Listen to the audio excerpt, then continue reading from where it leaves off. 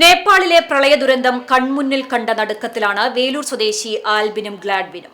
കഴിഞ്ഞ 21-ാം തീയതിയാണ് വ്ളോഗറായ ആൽബിനും സുഹൃത്തായ ഗ്ലാഡ്വിനും വിനോദസഞ്ചാരത്തിന്റെ ഭാഗമായി നേപ്പാളിലെത്തിയത്. ഇവർക്കൊപ്പം തൃശൂർ കൊരട്ടി സ്വദേശി സാൾമൺ ഉൾപ്പെടെ 36 പേരടങ്ങുന്ന മലയാളി സംഘവുമുണ്ട്. എല്ലാവരും സുരക്ഷിതരാണെന്ന് CCTV എരുമപ്പെട്ടി ബ്യൂറോയെ ആൽബിൻ അറിയിച്ചു. ഇവർ കാഠ്മണ്ഡുവിൽ നിന്ന് പൊഖാറ വഴി പോകുമ്പോഴാണ് അപ്രതീക്ഷിതമായി മിന്നൽ പ്രളയം ഉണ്ടായത്.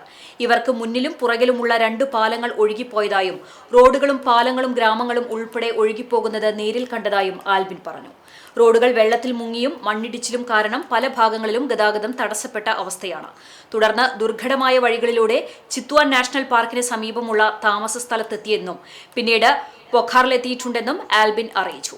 തങ്ങൾ സുരക്ഷിതരാണെന്നും എന്നാൽ ഇന്റർനെറ്റ് ഉൾപ്പെടെ തകരാറിലായതിനാൽ നാട്ടിലുള്ളവരും മറ്റുമായി ബന്ധപ്പെടാൻ ബുദ്ധിമുട്ടുണ്ട്.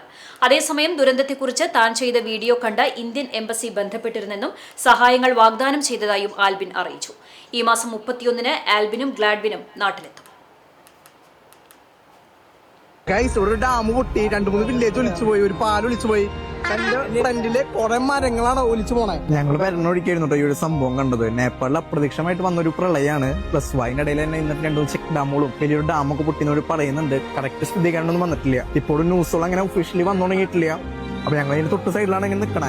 2-3 വില്ലേജ്, പാലം, അങ്ങനെ കുറെ കാര്യങ്ങൾ ഇങ്ങനെ ഒലിച്ചു പോകണം. നമ്മൾ ലൈവായിട്ട് കണ്ടു. നേപ്പാൾ ഇന്ത്യയിലേക്ക് ഉണ്ടാവുമെന്ന് പറയുന്നുണ്ട്. ഇനിയിപ്പോ ഇതൊക്കെ റെഡി ആവാൻ ഏകദേശം ഒരു 1 വീക്ക് അല്ലെങ്കിൽ 3 to 4 days ആവുമെന്ന് പറയുന്നുണ്ട്. എന്തായാലും ഞങ്ങൾക്ക് ഇവിടെ സേഫ് ആണ്. नेपाल का कुछ आदमी लोगों को कुछ हो गया, कुछ घर गया,